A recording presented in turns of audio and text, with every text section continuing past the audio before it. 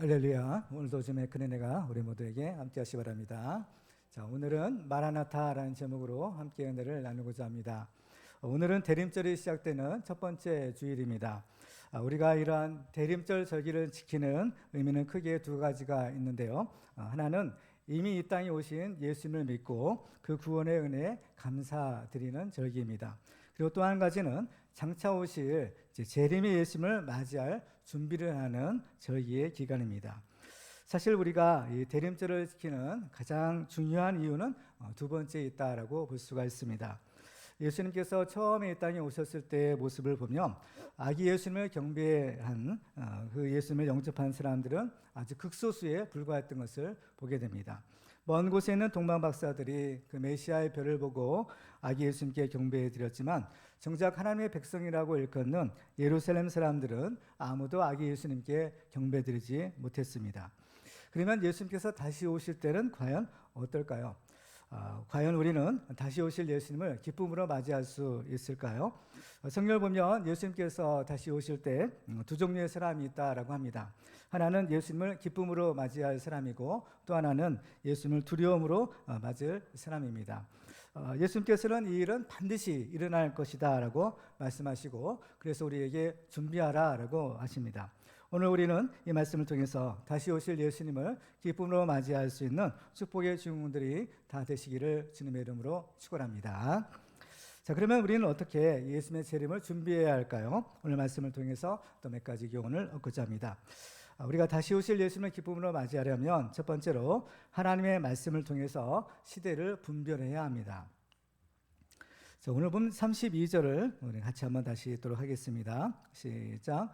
무화과 나무의 비유를 배우라. 그 가지가 연하여 지고 잎사귀를 내면 여름이 가까운 줄을 아나니.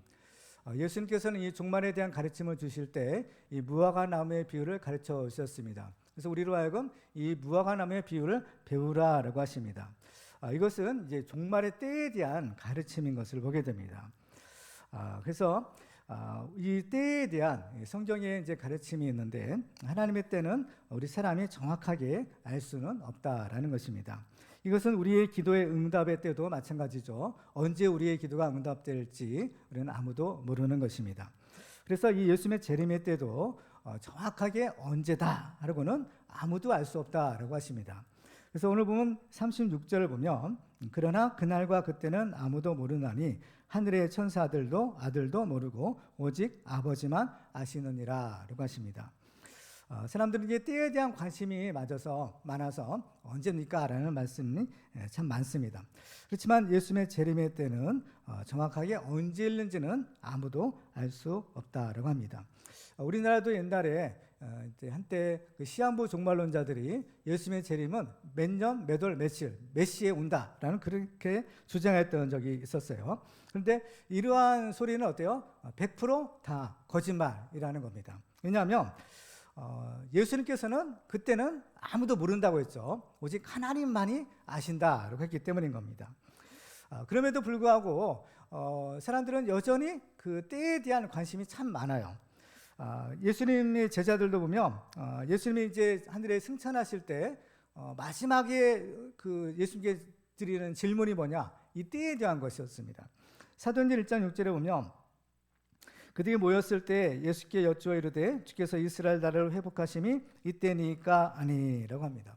이제 예수님이 제자들과 함께 모여서 이제 곧 예수님은 이제 구름 타시고 하늘에 승천하시고 제자들이 이제 땅에 남아 있어야 되는데 그때 제자들이 예수님께 드렸던 마지막 질문이 주여 이때입니까? 그죠?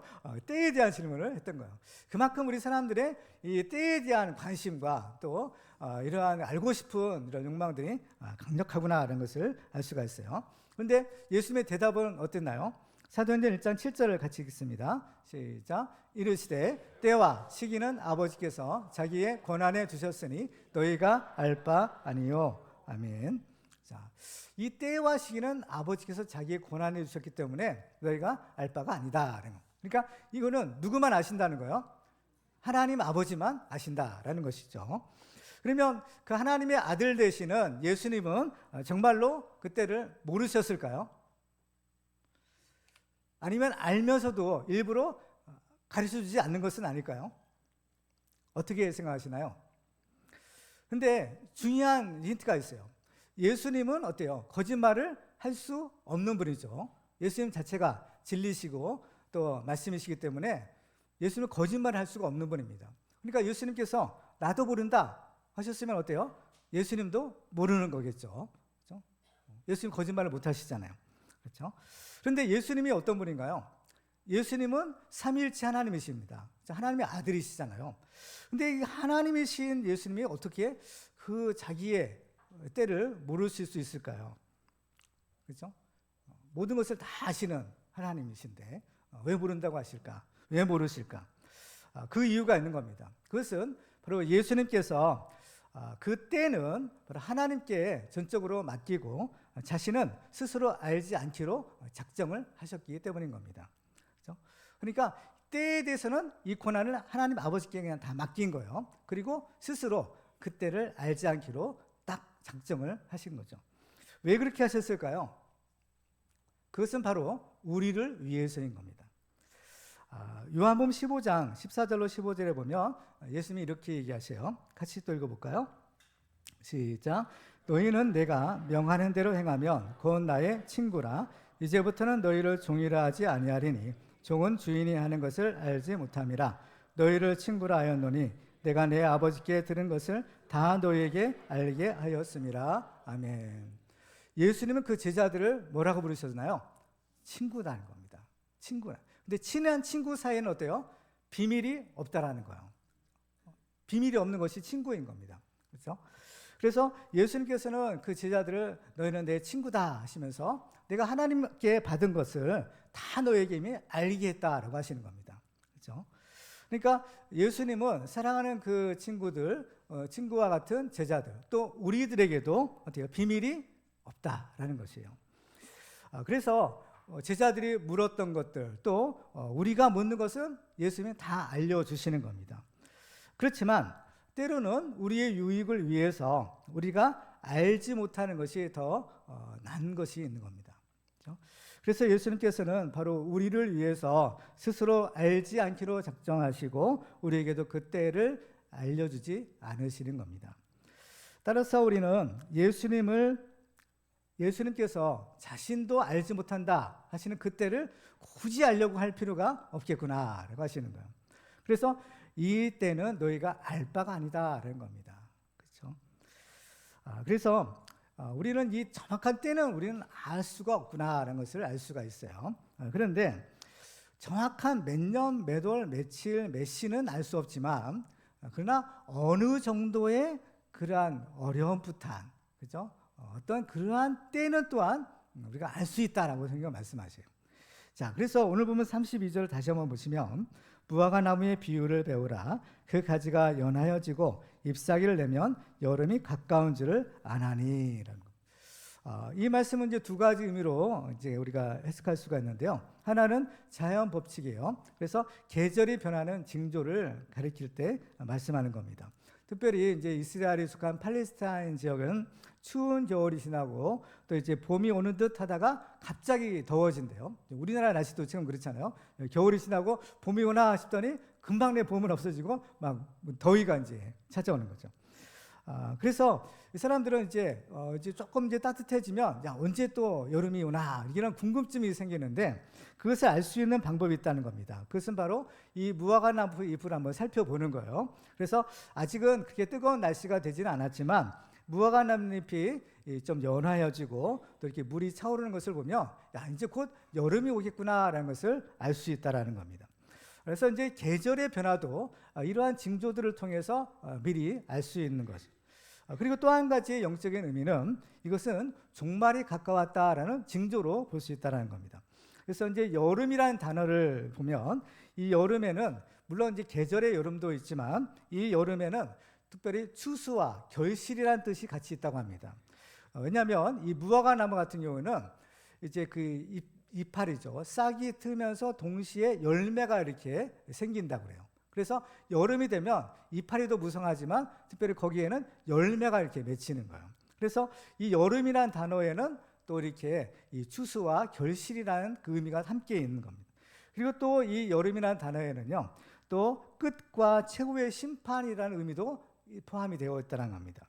그래서 이 아모스 선지자가 여름 과일이 담긴 그 과일 상자를 환상으로 보았어요. 그때 아모스서 8장 2절에 보면 이렇게 기록합니다. 같이 읽어볼까요? 시작. 그가 말씀하시되 아모스야 내가 무엇을 보느냐? 내가 이르되 여름 과일 한 광주리이다 하매 여호와께서 내게 이르시되 내 백성 이스라엘의 끝이 이르렀은즉 내가 다시는 그를 용서하지 아니하리니 라고 합니다.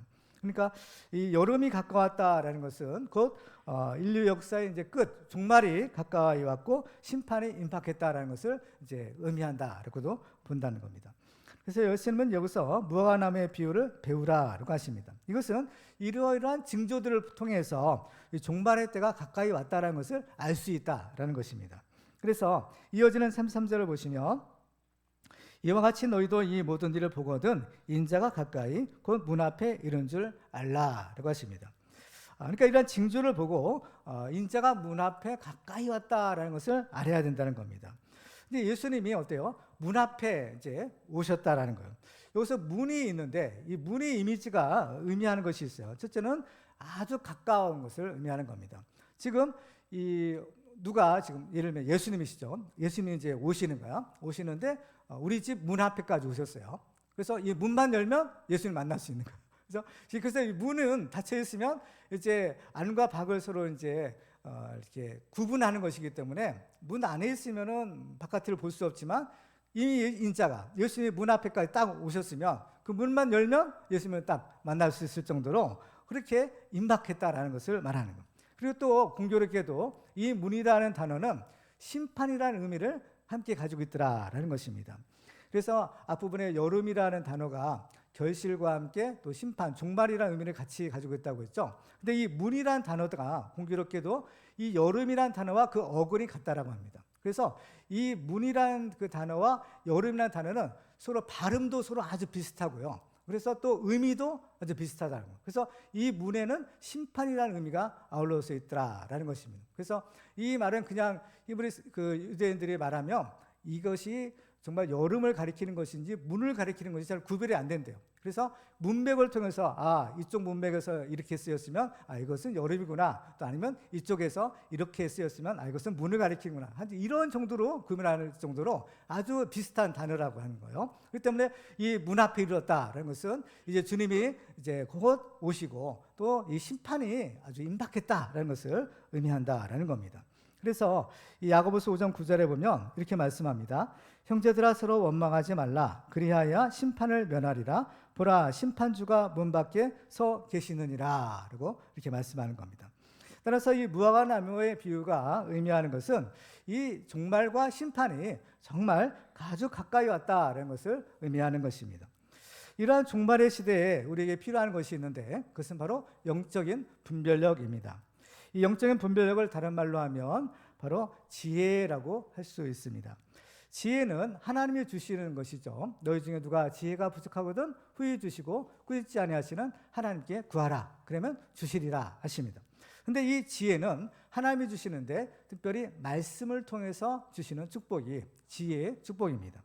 그래서 우리는 말씀을 통해서 지혜를 얻고 말씀을 통해서 영적 분별력을 가지고 바로 이 시대를 분별할 수 있는 것입니다. 그래서 마태복음 16장 2절과 3절에 보면 예수님이 이런 얘기를 하세요. 예수께서 대답하여 이르시되 너희가 저녁에 하늘이 붉으면 날이 춥겠다 하고 아침에 하늘이 붉거리면 오늘은 날이 굳겠다 하나니 너희가 날씨는 분별할 줄 알면서 시대의 표적은 분별할 수 없느냐라고 하십니다. 그러니까 우리가 날씨를 통해서도 우리가 앞으로 어떻게 될 것인가라는 것을 우리가 어렴풋하지만 알 수 있는 것처럼 그렇죠? 우리들도 이 시대의 표적을 분별해야 된다라고 하시는 겁니다. 세상적인 기준으로 지금 세상을 성경적인 기준으로 우리가 살고 있는 세상을 보면 지금 시대를 가리켜서 말세라고 합니다. 지금 우리가 살고 있는 세상이 말세라는 성경적 증거를 우리가 찾아볼 수가 있는데요. 첫 번째로는 예수님이 이미 이 땅에 오셨기 때문입니다. 베드로전서 1장 20절을 보시면 같이 한번 읽어볼까요? 시작. 그는 창세 전부터 미리 알린 바 되신 이나 이 말세에 너희를 위하여 나타내신 바 되었으니. 그러니까 이 예수님의 오심은 어때요? 말세에 일어날 것이다라고 성경에 예언이 된 거거든요. 그러니까 메시아가 오시는데 언제 오시느냐? 말세에 오신다. 그런데 지금 예수님이 어때요? 이미 오신 거죠. 그렇기 때문에 지금 우리가 살고 있는 세상은 어때요? 이미 말세가 이제 시작이 되어서 지금 한참 지난 시점인 거죠. 그러니까 무려 이제 2000년이나 지금 벌써 세월이 지난 거예요. 그야말로 말세 지말이라는 말이 맞는 것 같습니다. 그리고 또 우리가 살고 있는 세대가 말세라는 또 한 가지 증거가 있어요. 그것은 바로 예수님께서 우리에게 성령을 보내주셨기 때문입니다. 사도행전 2장 16절과 17절에 보면 오순절 성령 강림의 의미를 베드로가 이렇게 말씀합니다. 이는 곧 선지자 요엘을 통하여 말씀하신 것이니 일러스되 하나님이 말씀하시기를 말세에 내가 내 영을 모든 육체에 부어주리니 너희의 자녀들은 예언할 것이요 너희의 젊은이들은 환상을 보고 너희의 늙은이들은 꿈을 꾸리라. 아멘. 요엘 선지자를 인용해서 지금 성령 강림의 의미가 뭐냐? 바로 하나님께서 약속하신 성령을 보내주신 것인데 이 성령을 보내주신 때는 어디예요? 말세라는 겁니다. 그러니까 예수님이 오신 증거, 또 성령께서 이 땅에 강림하신 증거, 이 두 가지 증거를 통해서 하나님이 약속하신 그 말세의 때가 이미 시작이 되었구나라는 사실을 우리는 알 수가 있는 것입니다. 그렇죠.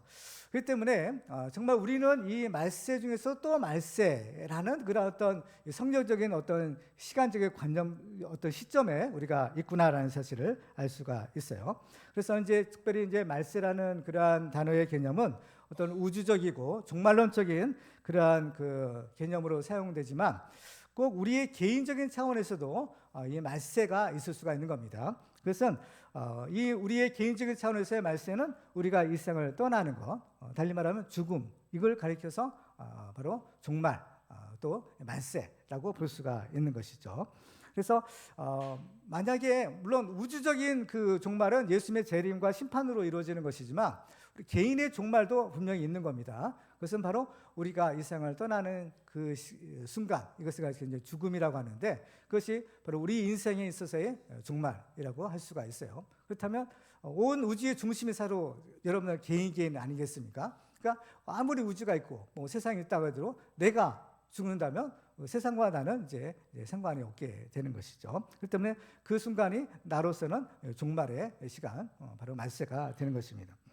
그렇기 때문에 이 세상의 종말의 말세와 우리 개인의 종말의 말세도 사실 서로 아주 비슷한 점이 있어요. 무엇인가 하면 바로 정확한 그 때는 알 수 없지만 반드시 이루어진다라는 그런 특징이 있는 겁니다. 그래서 이 예수님께서도 그 재림의 때, 그 종말의 때는 언젠가는 반드시 이루어질 것이지만 그 정확한 때는 아무도 모른다고 했죠. 마찬가지예요. 우리도 사실은 이제 언젠가는 이 세상을 떠나야 될 그러한 이제 운명입니다, 사실. 그러면 우리가 이 세상에서 영원히 살도록 우리가 창조되지 않았기 때문인 거예요.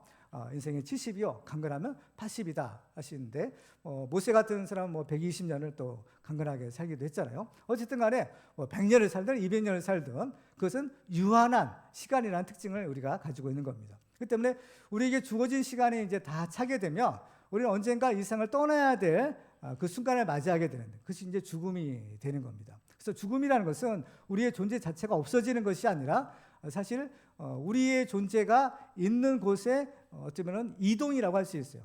지금 우리는 이 세상에 살고 있지만 죽음이라는 관문을 통해서 하나님의 세계에 이제 우리가 이제 옮겨지게 되는 겁니다. 그렇죠?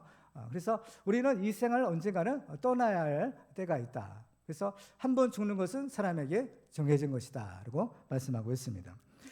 여러분은 지금 여러분의 인생 가운데 어느 때를 살고 계시나요? 특별히 우리의 인생이 하나님의 시간 가운데 과연 어느 때를 살고 있는가? 이것을 한번 헤아려 볼 필요가 있는 것입니다. 그래서 우리는 언제 이 세상을 떠날는지, 하나님께서 언제 우리를 부르실는지는 아무도 모르지만 분명한 사실은 바로 오늘이 어제보다는 그날에 한 걸음 더 가까이 왔다라는 것입니다.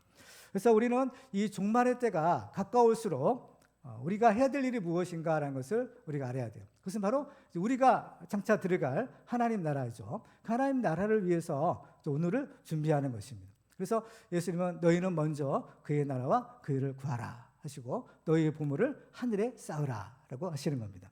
그래서 이 종말의 때가 가까울수록 그렇죠? 우리는 이제 장차 들어갈 하나님 나라를 위해서 우리가 준비를 하는 겁니다. 그래서 우리 영혼을 돌아보고 또 그 나라를 위해서 우리가 무엇을 할 것인지 이렇게 헤아려 보는 시간을 가질 필요가 있는 겁니다. 그래서 우리는 이 하나님이 주시는 이 말씀의 지혜를 가지고 이 시대를 분별하고 다시 오실 예수님을 기쁨으로 맞이하는 우리 모두가 되기를 주님의 이름으로 축원합니다. 두 번째로 우리가 다시 오실 예수님을 기쁨으로 맞이하기 위해서는 하나님의 말씀을 믿고 온전하게 순종해야 합니다. 오늘 본문에서 예수님께서는 예수님의 재림은 노아의 때와 같을 것이다 라고 하십니다. 자, 37절로 39절을 같이 읽겠습니다. 시작. 노아의 때와 같이 인자의 임함도 그러하리라.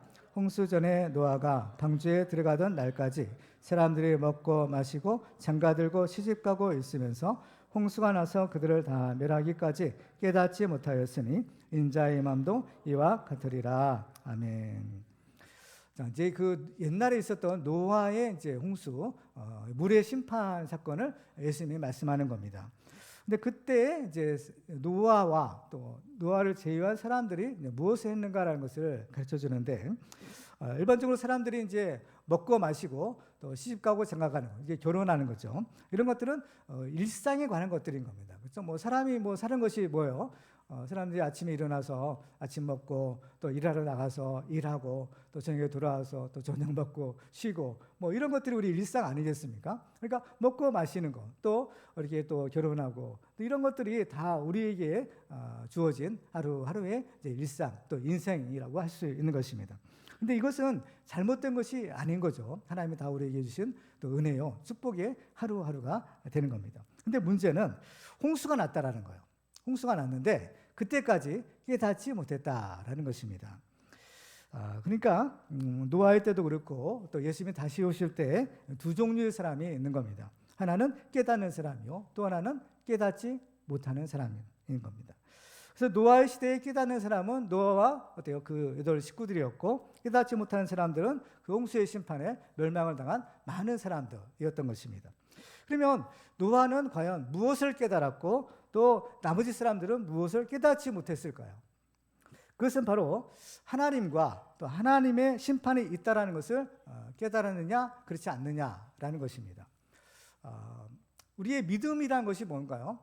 믿음이 없으면 하나님을 기쁘시게 하지 못한다 그랬는데, 바로 하나님이 계신 것과 그가 자기를 찾는 자들에게 상 주시는 이심을 믿어야 할지니라라고 하십니다. 그러니까 하나님의 존재, 그러니까 이 하나님은 어떤 분이세요? 창조주 하나님이서 또 만왕의 왕이시고 또 심판주가 되신다라는 것입니다.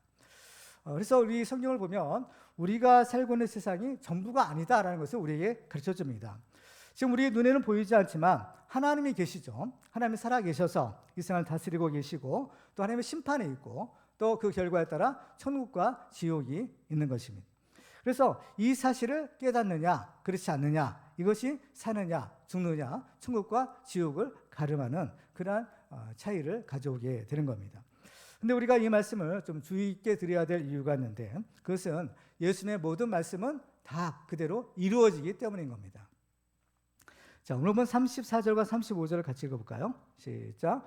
내가 진실로 너에게 말하노니 이 세대가 지나가기 전에 이 일이 다 일어나리라. 천지는 없어질지언정 내 말은 없어지지 아니하리라. 아멘.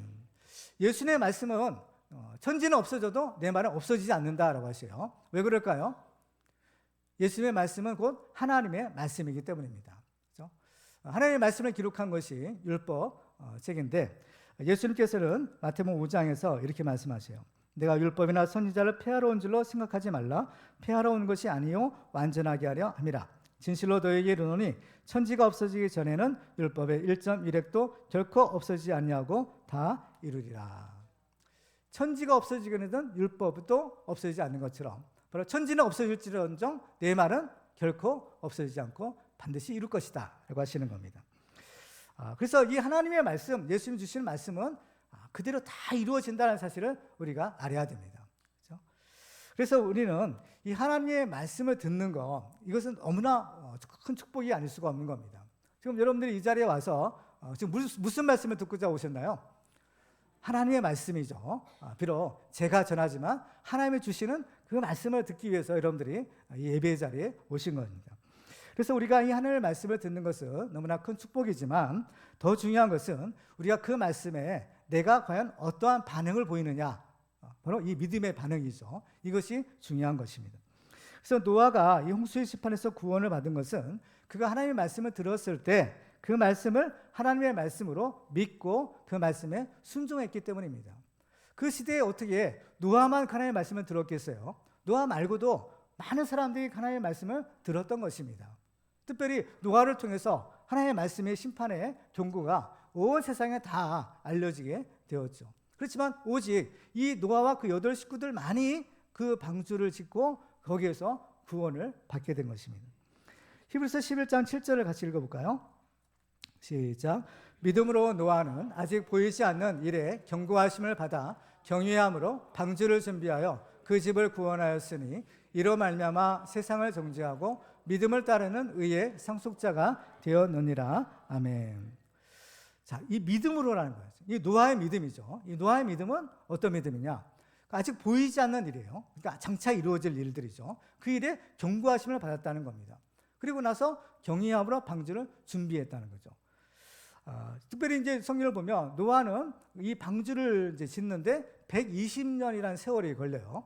오랜 세월이죠. 그리고 이 방주를 어디다 지었느냐? 바로 산 꼭대기에다 지은 겁니다.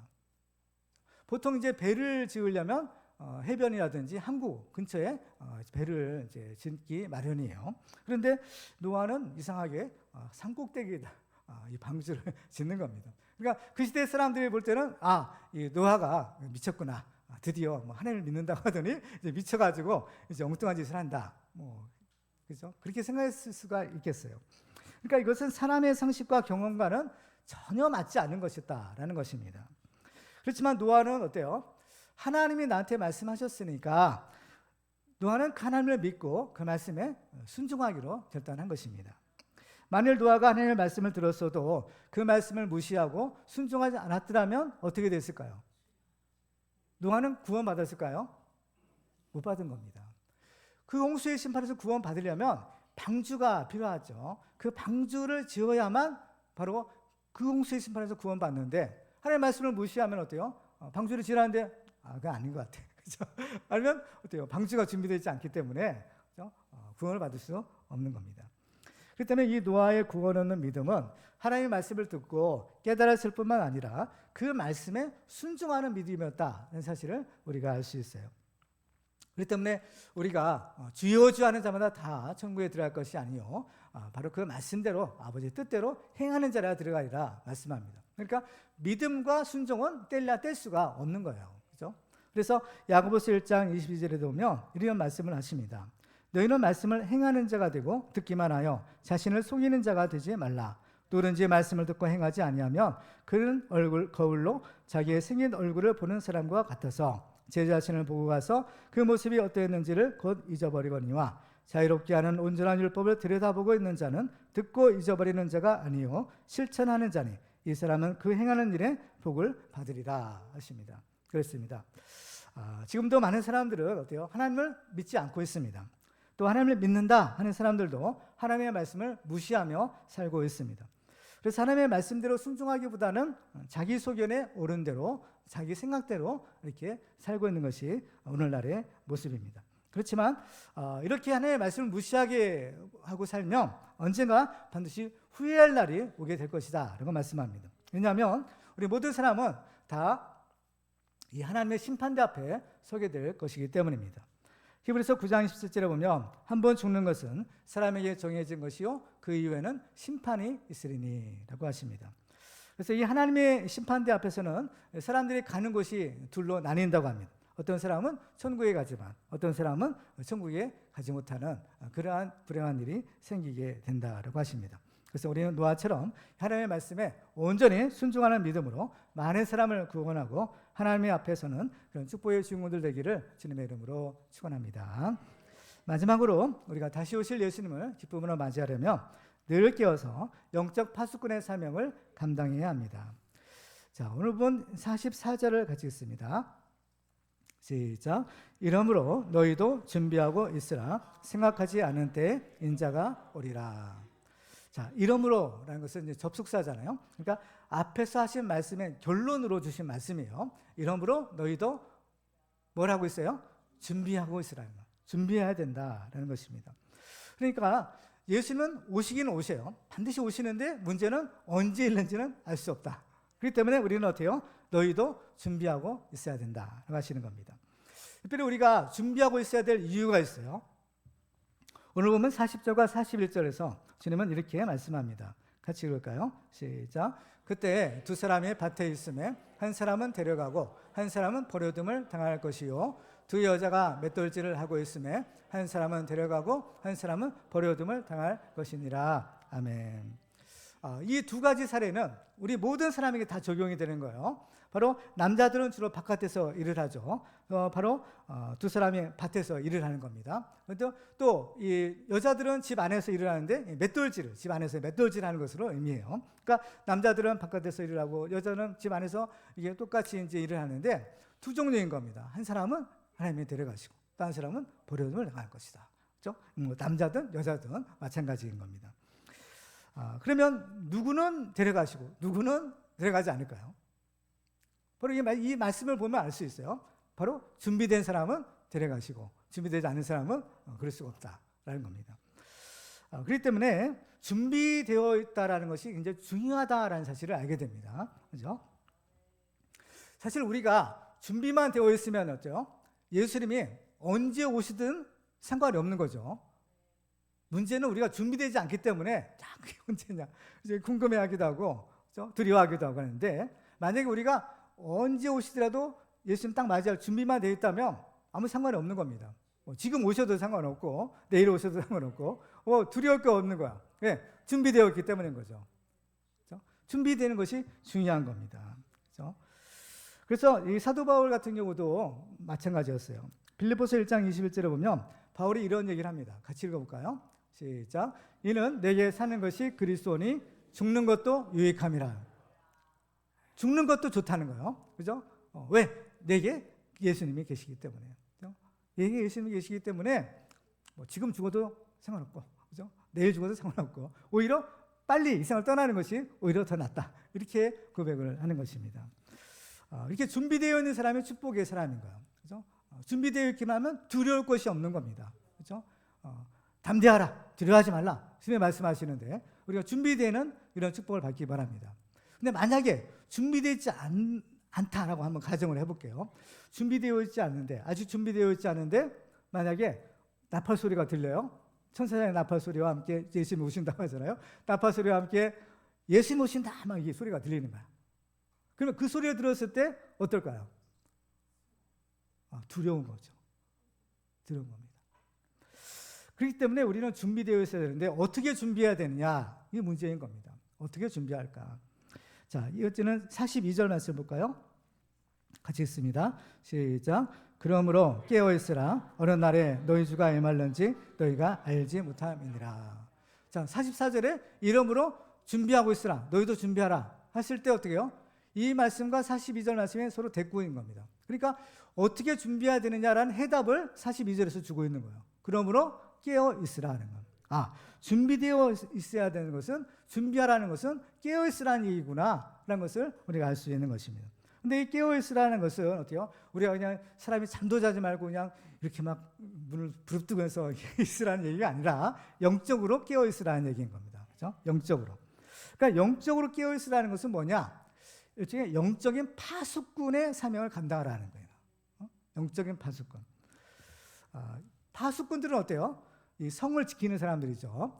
특별히 밤에 적들이 오나 안 오나 파수를 보는 사람들입니다. 그렇죠? 그와 같이 우리들도 깨어 있으라는 것은 이 영적인 파수꾼이 사명을 감당하라는 겁니다. 그렇죠?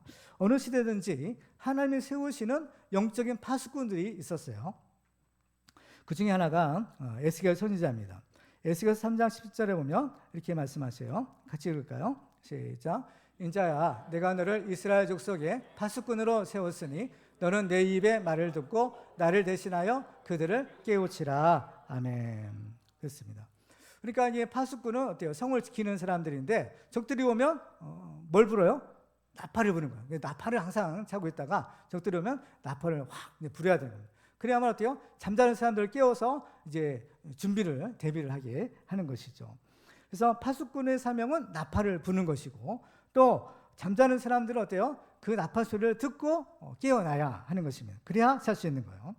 그러니까 이사야서 62장 6절에도 보면 주님이 이렇게 얘기하세요. 예루살렘이여, 내가 너의 성벽 위에 파수꾼을 세우고 그들로 하여금 주야로 계속 잠잠하지 않게 하였느니라. 그런데 파수꾼을 세우고 잠잠하지 않게 했다는 것은 뭐예요? 나팔을 불었다는 얘기죠. 나팔을 불게 했다는 거예요. 그러면 이 나팔 소리는 과연 뭐냐라는 거예요. 이 나팔 소리는 하나님의 말씀인 겁니다. 그렇죠? 말씀입니다. 그러니까 에스겔에게도 주신 것이 뭐예요? 말씀을 주신 거예요. 에스겔 3장 17절을 다시 한번 보시면, 그렇죠? 인지한 내가 너를 이스라엘 족속의 파수꾼을 세웠으니 너는 내 입에 말을 듣고 나를 대신하여 그들을 깨우치라는 거예요. 그러니까 하나님이 에스겔에게 뭐죠? 하나님의 말씀을 주시고 에스겔은 그 말씀을 받아서 이스라엘 백성들에게 선포를 하는 겁니다. 깨우치게 말씀을 선포하는 거예요. 그러니까 하나님의 말씀은 마치 영적인 나팔 소리와 같다라는 겁니다. 그래서 이 선지자는 나팔을 불어야 되고 하나님의 말씀을 선포해야 되고, 또 백성들은 그 나팔 소리를 들어야 돼요. 그렇죠? 그 하나님의 말씀을 듣고 그 잠자는 영혼을 깨워야 되는 겁니다. 깨어나야 되는 거죠. 그래서 이 하나님의 말씀은 잠자는 영혼을 깨우는 마치 영적인 나팔 소리와 같은 겁니다. 그렇기 때문에 만일 이 하나님의 말씀을 듣고도 깨닫지 못하거나 또 순종하지 못하면 어때요? 바로 이제 좋지 않은 결과를 가지게 되는 거죠. 그래서 예레미야 6장 10절에 보면 내가 또 너희 위에 파수꾼을 세웠으니 나팔 소리를 들으라 하나 그들의 대답이 우리는 듣지 않겠노라 하였도다. 그러니까 결국은 어때요? 이스라엘이 망하는 그런 불행한 결과를 당하는 겁니다. 그렇기 때문에 우리는 이제 우리가 하나님의 말씀을 듣기 위해서 오셨잖아요. 그럴 때 우리는 이 하나님의 말씀을 하나님의 말씀으로 듣는 것이 축복인 겁니다. 이게 사람의 말이 아니라 이것은 목사님을 통해서 나한테 주시는 이 하나님의 말씀이다. 이렇게 생각을 하고 말씀을 들으면 어때요? 은혜가 되는 거예요. 그리고 또 그 말씀이 이제 살아 역사하는 능력의 말씀이 되는 겁니다. 왜? 이 말씀은 하나님의 말씀이기 때문인 거예요. 그렇죠? 그래서 항상 우리가 사느냐 죽느냐는 바로 하나님의 말씀을 듣느냐 그렇지 않느냐 여기에 달려 있는 겁니다. 노아 이제 시대에 홍수의 심판 때 보면 하나님께서 노아를 그 시대의 영적인 파수꾼으로 세우시고 하나님의 말씀을 전하게 하시는 거예요. 그래서 그 소리를 들어야만 살아나는 겁니다. 그렇죠? 듣지 않으면 어때요? 무시한 사람들은 구원받지 못했던 거예요. 수돔성의 때도 그렇죠. 하나님께서 이제 천사를 보내서 이 롯의 식구들을 구원해 주시지만 거기 구원받지 못하는 롯의 식구들이 있었어요. 그 뭐냐면은 롯의 이제 딸들과 약혼했던 정혼한 사위들이 있었던 겁니다. 근데 롯이 이제 어때요? 사위들한테 가서 야, 이 성 곧 심판 받는다. 하나님의 말씀을 전했어요. 근데 그 사위들은 그 말을 어때요? 농담으로 여겼더라는 거예요. 결국에는 어때요? 그 성과 함께 망하게 되는 것입니다. 그렇기 때문에 이 하나님의 말씀을 우리가 듣는 것이 중요하고 그 말씀을 듣고 깨닫는 것이 또 순종하는 것이 중요하구나라는 사실을 알 수 있어요. 그래서 우리가 이 영적인 파수꾼이 되는 것은 어때요? 나 자신을 생명을 지키고 또 내가 지키고 있는 이제 가정 또 내가 지키고 있는 공동체를 살리는 길인 겁니다. 그래서 이어지는 43절 볼까요? 같이 읽습니다. 시작. 너희도 아는 바니 만일 집주인이 도둑이 어느 시각에 올 줄을 알았더라면 깨어있어 그 집을 뚫지 못하게 하였으리라. 아멘. 그렇습니다. 그러니까 집주인이 어때요? 깨어있기만 하면 어때요? 막을 수 있다는 얘기예요. 문제는 뭐예요? 잠들었기 때문에 알지 못하고 결국 당하는다는 거죠. 그렇죠? 그러니까 이 주님의 날을 맞이하는 두 종류의 사람이 있다는 사실을 알 수 있어요. 하나는 뭡니까? 깨어있는 사람이죠. 영적으로 깨어서 영적 파수꾼의 사명을 감당하는 사람인 거예요. 그렇죠? 이 사람이 있는 곳은 어때요? 안전한 것입니다.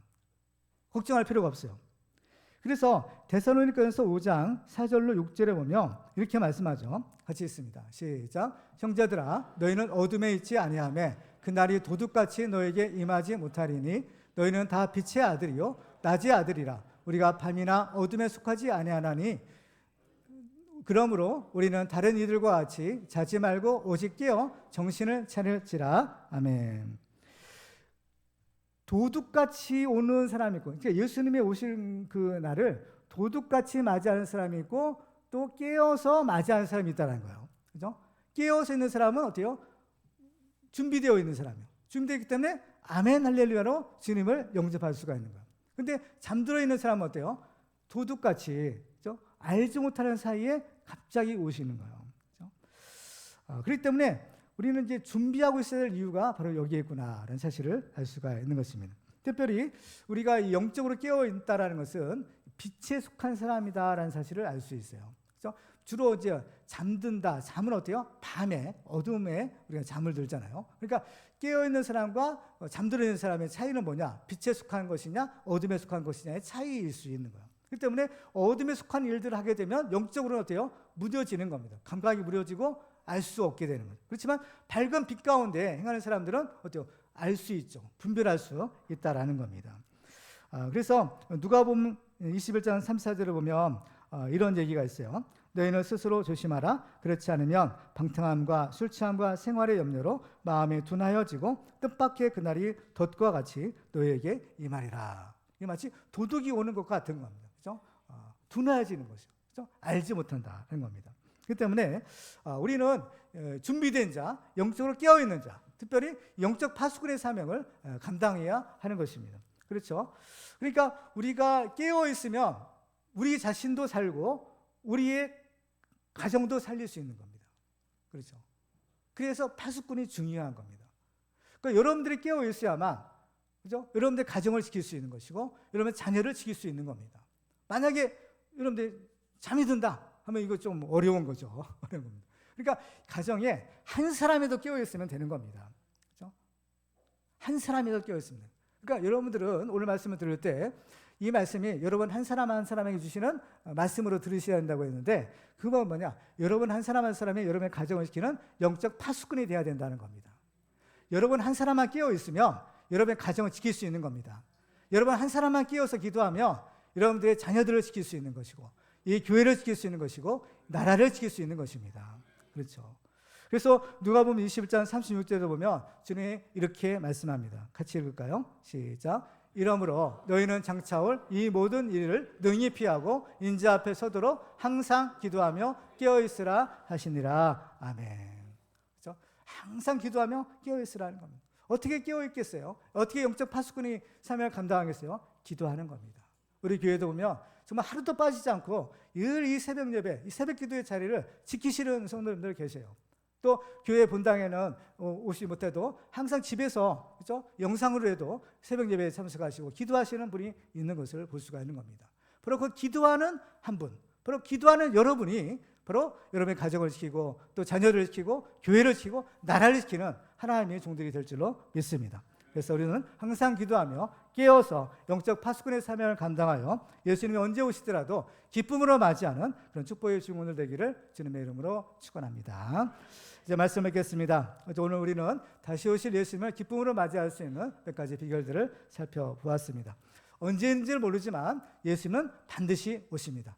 또 언제인지는 모르지만 우리는 하나님 앞에 설 날이 반드시 오고야 말 것입니다. 그래서 우리는 이 말씀의 지혜를 가지고 시대를 분별하고 말씀에 온전히 순종함으로써 영적 파수꾼의 사명을 감당하여 다시 오실 예수님을 기쁨으로 맞이하고 또 우리의 가정과 또 이 교회와 나라를 지키는 하나님의 종들이 다 되시기를 주님의 이름으로 축원합니다.